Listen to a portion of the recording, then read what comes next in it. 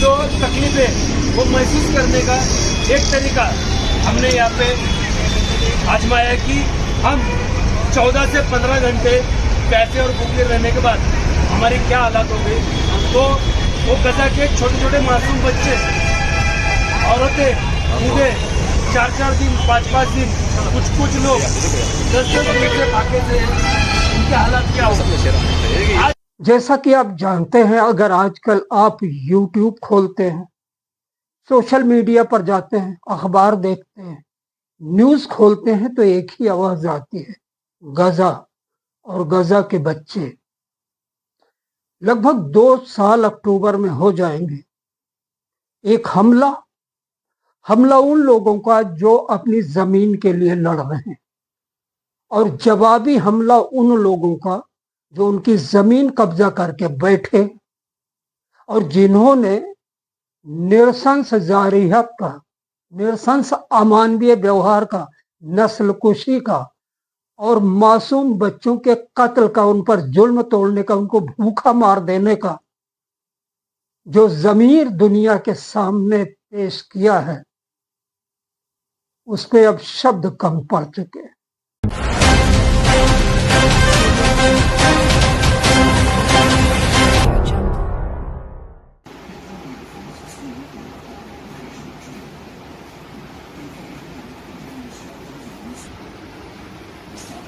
Hitler, Adolf Hitler, Fuhrer, जूडा बेरेका का नारा देने वाला, तबाही बर्बादी का वो हिटलर जो सेकेंड वर्ल्ड वार की तबाही का जिम्मेदार है। इसके अलावा 60 लाख यहूदियों की हत्या का भी जिम्मेदार यही शख्स है। क्या इसका मुसलमानों से कुछ लेना देना था उस दौरान जब ये यहूदियों की नस्ल कुशी पर उतारू था? कुछ भी नहीं। हकीकत तो यह है कि इतिहास के कुछ रूपोस हो रहे पन्नों में ये जिक्र जरूर है कि सेकेंड वर्ल्ड वार यानी 1 सितंबर 1939 की सुबह 5:15 बजे जब विश्व युद्ध शुरू हुआ, उसके पहले इसने मुस्लिम जगत के ग्रांड मुफ्ती को एक निमंत्रण भेजा था कि आप हमारे साथ मिलिए, हम यहूदियों को इस सफाए हस्ती से मिटाने में लगे हुए हैं। लेकिन उन्होंने मना कर दिया था, क्योंकि इस्लाम में इस तरह की कोई नस्लकुशी जैसी चीज है नहीं, और जो बेगुनाह है उनके ऊपर हथियार उठाना, उनको मारने की सोचना भी इस्लाम में बहुत बुरी चीज है। जो इजराइल की जो दादागिरी है और जो गाजा पट्टी के लोगों के साथ जो जेनोसाइड हो रहा है, जो मानवता का घिनौना अपमान किया जा रहा है, जिस तरह से वहाँ पे बर्बरता की जा रही है, इसके लिए फजर से लेकर मगरिब तक यहाँ पे इजराइल का निषेध बोल के हमने यहाँ पे रोज़ा रखा था। इन सब भाइयों ने साथ में रोज़ा रखा था हमने, क्योंकि हमको पता है कि गाजा तक किसी की इमदाद पहुँच नहीं सकती, पर उनका जो दर्द है, उनके जो तकलीफ है, वो महसूस करने का एक तरीका। लेकिन हम ये जरूर जानते हैं कि अक़वाम मुत्तहिदा, संयुक्त राष्ट्र संघ, UNO, red cross, amnesty international, मानवाधिकार, तमाम, इनसे भी बहुत बड़ी एक अदालत है, और वो अदालत उसकी है नीली छतरी वाले की। तो उसके लिए 1 दिवसीय अवकाश, रोजा रखने की अपील हुई, और कोशिश हुई कि हम एक दिन भूखा रह के उनके भूख को एहसास करें, महसूस करें, और ऊपर वाले से इस नस्लकुशी, भूख, तकलीफ, दर्द के दरिया को पार करने के लिए, उनको सुकून पहुंचाने के लिए, उनके भूखे पेट को भरने के लिए, और कुछ और बच्चों के मौत से उनको बचाने के लिए एक दिन हम उपवास में गुजारे। इन लोगों को सोते हुए भी चिता जला रहा है, मस्जिदों पे भी हमले कर रहा है, और एक भी जो युद्ध कानून होता है, युद्ध कानून का एक भी बात इजराइल पे शामिल नहीं करवा रहा है और साथ में दुनिया को ये बता रहा है कि हम ही मासूम है और इनकी मासूमियत ये सबके सामने उजागर करने का हमने आज छोटा सा प्रयास और हमारे तरफ से छोटा सी भावना एक गजा के लोगों को अर्पित की है। हम उनको वहाँ पे जाकर साथ नहीं दे सकते पर हम दिल से और हमारी पूरी ताकत से गजा के हर मुश्किल में हम उनके साथ हैं। जय भारत, जय संविधान।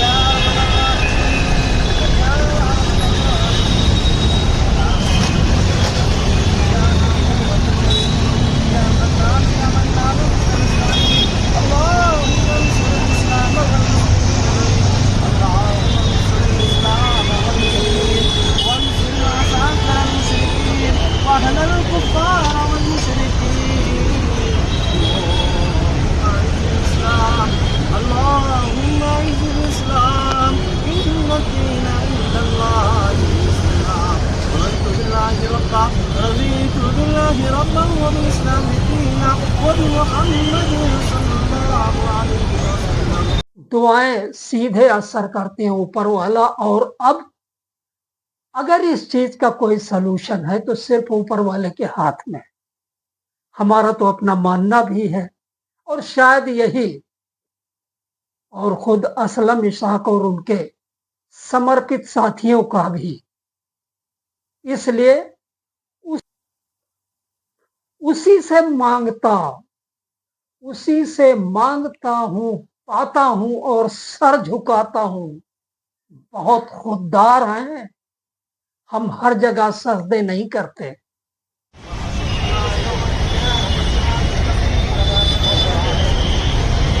اللهم حفظنا من كل بلاء الدنيا عذاب القبر وعذاب الآخرة. اللهم حفظنا من كل بلاء الدنيا عذاب القبر وعذاب الآخرة.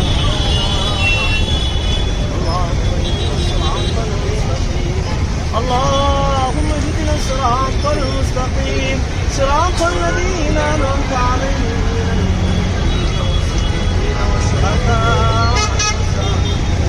وحسن أولئك رفيقا. اللهم اغفر للمؤمنين والمؤمنات. اللهم اغفر للمؤمنين والمؤمنات. اللهم اغفر للمؤمنين والمسلمين والمسلمات. اللهم حفظنا من كل بلاء.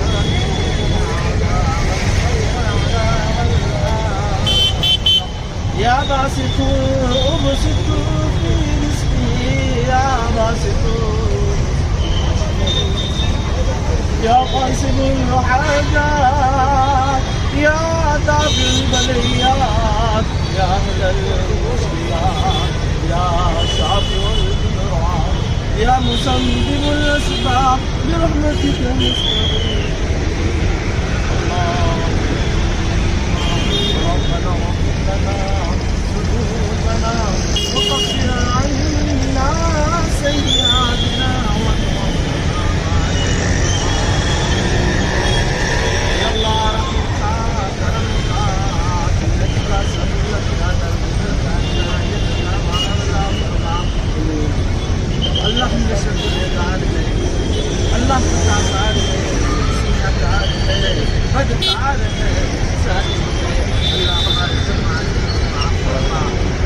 दुनिया का सबसे बड़ा वृक्ष अमेरिका में सिकोया कहते हैं। पेड़ का तना इतना बड़ा है कि उसके बीच से सड़क निकाली गई है और कारें आती जाती।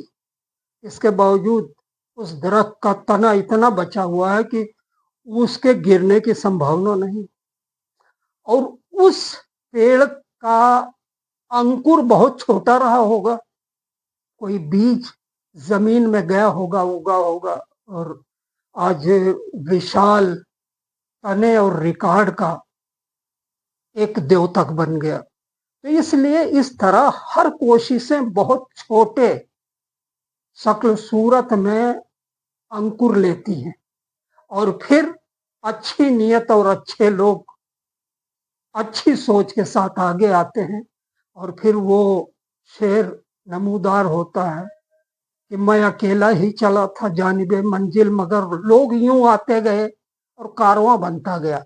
वो कारवां आप जैसे लोगों की वजह से ही विशाल बनता है। डॉक्टर इकबाल ने कहा था, सारे जहां से अच्छा हिंदुस्तान हमारा, हम बुलबुलें हैं इसकी, ये गुलशिता हमारा, तब जाके जिम्मेदारी हर शख्स की है। अकेले असलम इसहाक बागवान कुछ नहीं कर सकते, लेकिन आप इतना तो कर सकते हैं कि जहां पर ये अंकुर फूटा है, इसे दरख्त बनाने में, बगीचा बनाने में, और इस बागवान को नेशनल लेवल पर लाने के लिए आप एकजुट रहे हैं। आज बड़ी थोड़ी तादाद में आप लोग हैं, कल बागवान का ये बगीचा पूरे मुल्क में अपनी खुशबू फैलाएगा। उम्मीद तो यही है। इसलिए एक शेर के साथ मैं अपनी बात खत्म करता हूं कि आज हम बूंद की मानिंद हैं कतरों में भले, आप लोग बैठे हुए हैं, आज हम बूंद की मानिंद हैं कतरों में भले, इंशाअल्लाह कल उमड़ेंगे समंदर की तरह। एक्शन बोलो ना। तुम्ही 6 हफ्ते से इधर आ रहे, तो कुछ आपको जातिवाद वगैरह ऐसा लगा क्या, हिंदू मुसलमान ऐसा हा, कुछ? काही नाही काही नाही, हाँ, सगळे प्रेमच आहे. सगळे प्रेमाने एकसारखी येतात जातात बोलतात चांगली. बाहर से मतलब मेरे फ्रेंड ही है, वो सब व्हाट्सएप पे देख रहे थे, तो वो मेरे को बोल रहे थे कि जो नए सब लोग थे इसमें, ये लाइन में सब नए थे ना आंदोलन में, तो वो बोल रहे थे हमको बात करने की उनसे कि अपना लड़ाई कैसे लड़ेंगे, दिल में क्या क्या था, मतलब डर क्या था, अगर तुमको बात करने के रहेंगे तो वो आएंगे तो तुम बात कर सकते हो। सरकार है, प्रधान है, सरकार है, अल्लाह तू ही बदला